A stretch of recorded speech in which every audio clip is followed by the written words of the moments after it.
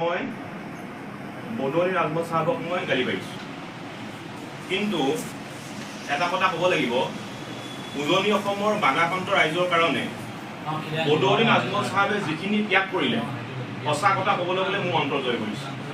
মোৰ অন্তৰ জয় কৰিছে।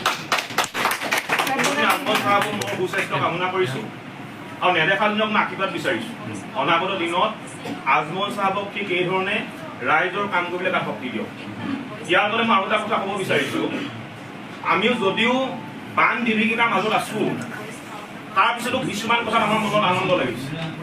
কাৰণ শিৱসাগৰখন এতিয়া সম্প্ৰীতিৰ মিলনভূমিত পৰিণত হৈছে।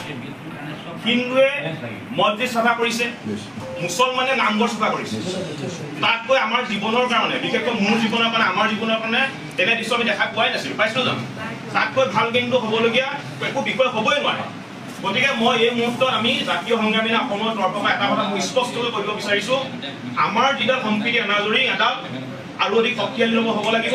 আৰু অনাগত দিনত যদি কোনোবা অপশক্তিয়ে যদি আমাৰ সম্প্ৰীতি এনাজৰীডাল যদি ভাঙিবলৈ চিন্তা কৰিবলৈ হয়, বা যদি সম্প্ৰীতি এনাজৰীডাল যদি ভাঙিবলৈ চেষ্টা কৰে, জাতীয় সংগ্ৰামী অসমে আমি সৰ্বোচ্চ প্ৰকাৰে যিমান শক্তি প্ৰয়োগ কৰিব লাগে সৰ্বোচ্চ প্ৰকাৰে সেই শক্তি প্ৰয়োগ কৰি আমি এই অপশক্তিবিলাক